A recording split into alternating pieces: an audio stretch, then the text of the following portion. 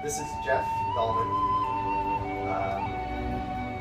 Is our interviewee for Project Road Trip.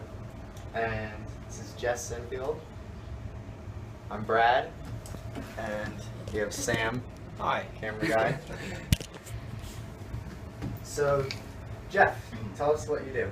All right. Well, first of all, as I was saying, I'm flattered that you asked me. It's a very nice honor, and I appreciate that. And it's actually very, very helpful. What I do right now is I'm a principal in a company where we develop web stores for the athletic departments of Division III schools and some high-profile prep schools. I do, as part of Legacy Sports, along with the founder, Ron Melton, who's in San Diego, I've been involved in the financing, I've been involved in administrative, drawing up licensing agreements and contracts, and also in contacts, actually going out and meeting with people. So Ron and I talked, we just literally got off the phone before you guys arrived, and we're talking about this new agreement that we have with Sidearm to promote our products to more schools. Prior to this, I started out, I graduated from college, then I went to law school, I practiced law in private practice for a number of years, and I've been the general counsel to several companies. What's helped me in this job is that I had been the general counsel to a consumer products company that sold fragrances, shampoos, and personal products, so I've had a great deal of background in licensing those products and actually dealing with the public. So how did you find this company? The way we found this company is that I have two children, a son and a daughter, and my son went to a Division III college. He went to Williams College in Massachusetts, and he was fortunate enough to play baseball and football. So I went to all the games and stood in the stands, and I got to meet the dads of the other players. One of the fathers, his name's Ron Melton's son, played a year behind my son, so we got to know each other. And at the time, he was in a medical device company, and I was involved in some financing of medical device companies. And we talked about, let's see if we could do a deal together, and that didn't quite work out. So a few years ago, he called me up. He said, Jeff, I have an idea for a company. Well, I thought this would be a medical device company. He said, well, no, we're not even close to medical devices. And so he said, you know, these small schools really don't have a way of marketing their products and marketing themselves. And what do you think about setting up a business where we set up stores online and try to sell the merchandise? And where I found it to be rewarding is that it's an area that I like. I mean, I like sports. I go around and I talk to the athletic directors of various colleges, and you have to talk about sports. Yeah. That's their business. I mean, they run the sports for different schools. So it's been very pleasant that way. Did you ever see yourself doing this back when you were just graduating from college? No, not a clue. Not even close. It's something that I think that it's even more prevalent today for people your age, is to build a core educational background, a skill set, go out and try things, and be willing to adapt. Because I read in various newspaper articles, and I'm sure you hear this too, is that in your lifetime, you'll have 6 or 7 different jobs. Even if you start out with one company saying, I really love this company, I like this job, I want to work here for the next 40 years, that company may not even be in existence. To having a core background in your particular field is to network. Stay in touch with your friends. Everyone you go to class with, every chance you get to meet someone, an adult along the way, to get to know them, stay in touch with them. You know, once a year, twice a year, send them a note. You know, I'm now going into my 2nd, 3rd, 4th year. I'm majoring in the following. I've done an internship here, and just keep them abreast. You'll be surprised over time. Those things come back to help you. Any advice that you could give to college students going into college, not knowing what they want to do? That's something I've thought about a great deal, because very few kids, you know, at age 6 know they want to be an astronaut, or they want to be a veterinarian, or they want to be an accountant.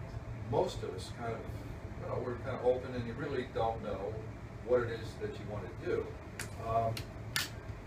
Generally, the divide starts in high school between sort of science and math oriented and like the humanities. So you should be able to write. You'd be able to write a coherent sentence with a subject and a verb, a line, and a paragraph. You would be amazed at what experienced business people and lawyers submit sometimes as letters. I cringed. It's troublesome when people don't know how to write. Even if you're an engineer, you still have to convey thoughts on paper. So one, you have to write. And the other thing, this is one that many people might not think about, but take an accounting course. Just it's good personally to be able to handle your own finances. And no matter what you do in your life, no matter what profession you go into, that's an issue, a skill set you really sort of have to have. So that's sort of like college. So again, do something that you like so you do it well, and you're able to feel good about it. Be able to write, be able to understand some basis of math. Take an accounting course, that just helps you on in life. One last thing. How do you define success? It's sort of an easy answer and a very, very difficult answer. The general statement is professional and personal. You have to have a balance in life. Success is doing something that you like to earn a living, again, so you can be independent, and then feeling good about that you're accomplishing something professionally. The other is your personal life. You have to have a personal life. You have to have a hobby or some activity that you like that's a complete break from whatever it is you're doing, 9 to 5. Or who's your professor that you're doing this for? Professor Lanza. Professor Lanza. Well, Professor Lanza, thank you very much. You have 3 excellent students. I'm very pleased. I'm flattered that you would ask me. So it's been very informative to me. So is there? Okay, well, my name is Stephanie, and I'm a production coordinator at a children's wear clothing manufacturing company. So I pretty much deal with our factories every day. I'm the point person from design approval to the end game. As soon as the garment is finished and ships from the factory, I'm done. But I am involved in every process throughout the whole production. What did you originally go to college to major in? Well, I went to college for fashion sciences, I guess. It was a very broader major for fashion, because when I first started at school, I didn't know exactly what I wanted to do. So I took a broader approach to, I guess, the education, so that I could pretty much put myself into any position, see if I liked it, and then go from there. So how did you end up getting the job that you now currently have? This job I was found through a recruiter, and they recruited me for it. So. Yeah. Were you recruited through your schooling? No, I had already been out of college for 3 years when I found this job. I had other smaller positions within other fashion types of companies, and I would constantly check like LinkedIn, or I was active in those types of websites, so recruiters were able to locate me on those websites, and they would reach out to me for possible job opportunities. What were some of the jobs that led you to choose the major you chose? Well, I worked in retail since I was 14, and I worked retail for about 10 years, I want to say. So I was always interested in fashion, and actually working retail at a young age made me realize that I definitely don't want to do sales for clothing companies, because I just wasn't interested in it anymore. I was more interested in how the items were made, how that process went. So I started to just look for production positions, and started out with smaller companies first as pretty much as a general assistant, office assistant, just so I can learn how, the company works, how they run, and things like that. And it just kind of went from there. How would you say you define success? Being in a job that you don't mind waking up every morning and going to. It's not worth having a job just to have a paycheck. For me, to be successful is, yes, the money obviously is a point to it, but if I like what I'm doing and I don't mind spending 8 to 10 hours a day at the office, that to me means I'm doing well. That I'm not miserable, pretty much. And what would be some sort of advice to give to college students who either aren't sure what they want to major in or are fairly positive they know what they want to do but aren't particularly ready yet? Well, for the ones who don't have an idea or aren't sure, I would just say to really pick something you love and try and work within that, because again, it's not worth just waking up every day and going through the motions. You'll end up being 45 and miserable and having a midlife crisis and wanting to start all over again. You should really try and find something you like and that you're good at. That way you're not a miserable type of person later in life. For the ones who have an idea but don't know really where to go for it or go with it, I would just say keep trying different things. I mean, honestly, that's what your 20s are for. You really should try multiple different avenues within your profession to see which one you like best. Hey, I'm Robbie Kent. I'm an audio engineer down here in Nashville, Tennessee.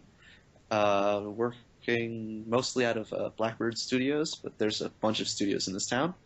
Did you know that you wanted to be an audio engineer? So, from what point did you know that you wanted to be an audio engineer? Sophomore year of high school, when I said I couldn't stand coding all day long. Nice. And I was playing guitar in a band, and I went, nah, I like this a lot Day to day, more. like what would you do on a 9 to 5 schedule? There's no such thing as a 9 to 5 schedule. Well, Not in this field. So my day to day may be waking up at 5 to set up mics by 7. It might be waking up at 3 in the afternoon and waiting for 9 o'clock to roll around to set up mics. I may have a week off, in which case I'm going to shows constantly to try to find new people to work with. It's not a straightforward job, but I love it no matter what. So you record with bands that take time slots. Yeah. Yes. Normally it's day slots. Okay. But yes, it's musicians. It's not necessarily bands. Sometimes it's individual singers. Sometimes it is a large band, and sometimes it's a bunch of hired musicians that are playing music because the artist can't play it him or herself. Okay. What type of music do you usually deal with? Most of it I've dealt with down here is either rock or country. It's Nashville, but I've seen plenty of metal bands around here too. But most of them are more DIY, so they don't want to hire someone like me. Are you currently going to college, or if you have gone to college, what did you go for? And where did you go? I went to American University in D.C.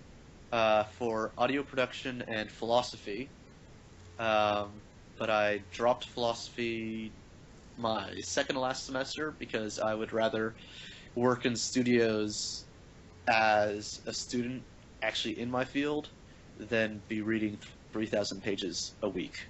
So I saved some time to earn some money and do what I like more. You went to school in D.C. What made you move out to Tennessee? So there's a really small music scene in in DC. It's mostly limited to jazz or DIY punk, and like I said, with the DIY metal out here, DIY people are not going to hire me, and there were already largely established people working in those scenes, so I'd be trying to fight against the people who basically taught me how to do my stuff, and that just wasn't going to work. So I need to get far, far away from those areas. And Nashville actually has more invested in the music scene than the rest of the continent combined. That's actually a statistic. I didn't just make that up. Yeah, that would make sense because the country scene goes straight from Nashville. Well, actually, about 7 years ago, country wasn't a big thing in Nashville. Called Music City. It goes in and out. Music City for roughly 60 years. It's just that country's had a big resurgence. So on another note, Swift. ask you a pretty broad question here. Sure. How do you define success? How do I define success? Yeah. Your own personal definition of success. I guess I can give two answers here because they have to coexist here. John Lennon's answer to his teacher, what do you want to be in life? He answered, happy. That one's the main answer. And the second one is being able to pay for food and lodging while being happy. If I didn't need to do that, people would ask me. But alas, I need to pay rent, so I even need to work with the people I don't like. Do you have any advice for college students that don't know what they want to major in or what they want to do with their futures? If you don't know what to do with your future, take in everything as if it's all interconnected. As a philosophy student, I had to look at it constantly that way. Why would I need to take statistics? Why would I need to take calc?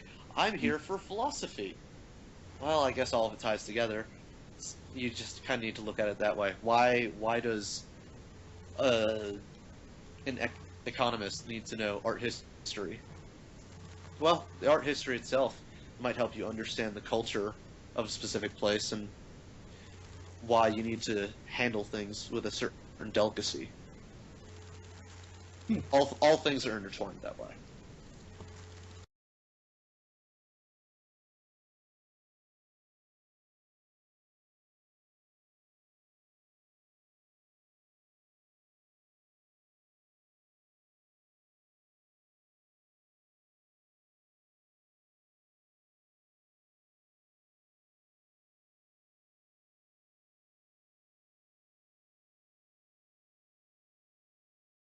Was an experience. I haven't had a group project like it ever before, so it's definitely something new.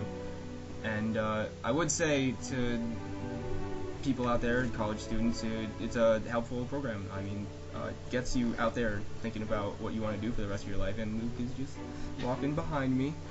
All right. So yeah, it definitely makes you question what you want to do for the rest of your life, whether you're headed in the right direction. I definitely see it as a good influence on college students, especially first years. Okay, what I learned from road trip is that no matter what, even if I don't know exactly what I want to do with my future and what I want to major in, that shouldn't be something that stops me from continuing to go to college and continue to work towards some sort of end goal, because I can change it down the line if I really truly want to, and it won't horribly alter my already done education to the point where I have to go and redo things and waste a lot more money and time to fix something that normally would be a mistake, but now won't be a mistake. Road trip was a good experience for me.